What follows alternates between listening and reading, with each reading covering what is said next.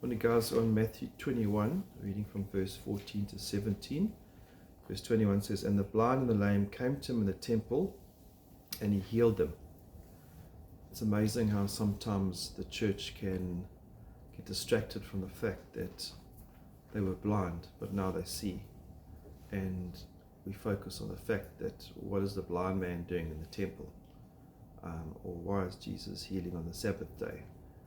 Or we've got our laws and regulations and structure that we've put in place, and as long as that isn't broken and we forget the power of God, the miracles that are happening in front of us. In Leviticus 21:18 it says, "For no one who has a defect shall approach a blind or a lame man, or he who has a disfigured face or any deformed limb." Those were signs of weakness and signs of they weren't allowed in the temple. The temple was for perfect things. But God takes that broken reed and he makes it strong.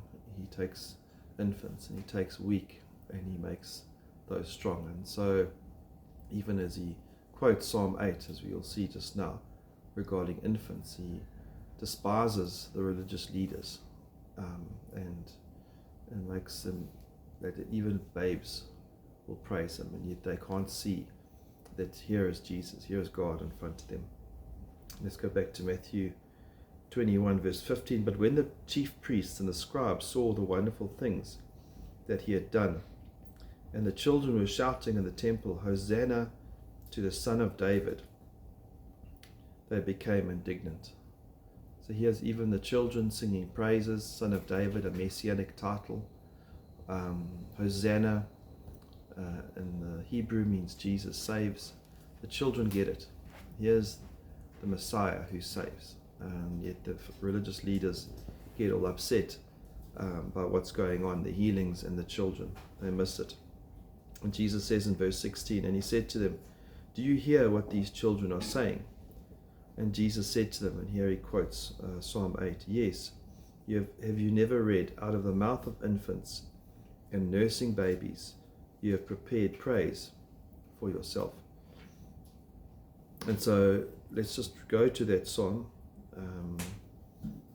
Psalm 8 verse 2, "From the mouths of infants and nursing babies, you have established strength because of your adversaries." There's the context, because of your adversaries, to make the enemy and the revengeful cease. So he silences. Psalm 8 talks a lot about the contrast between creation and a suckling baby. Even a baby can recognize what's going on in creation. And even the baby in its weakness can praise. Jesus says even these rocks in the previous verses will cry out if you try to stop these children from crying out. And so creation declares the glory. God uses the weak things to despise those that are more powerful. And so here again, Jesus demonstrating that these children have got it right. There's also an aspect that we need to have the faith of a child. Sometimes we get caught up with all the religious dogma of it's got to be done in this way, we've got to dress in that way, we've got to go through this order of service, and yet we miss that Jesus is amongst us and he's working. He's performing miracles, he's changing hearts. We miss that the power of God working through people's lives, and we get stuck on the peripheral stuff. And so just let's remember that Jesus is the healer. He opens the eyes of the blind, he saves those that are lost, and he came to save lost sinners like us.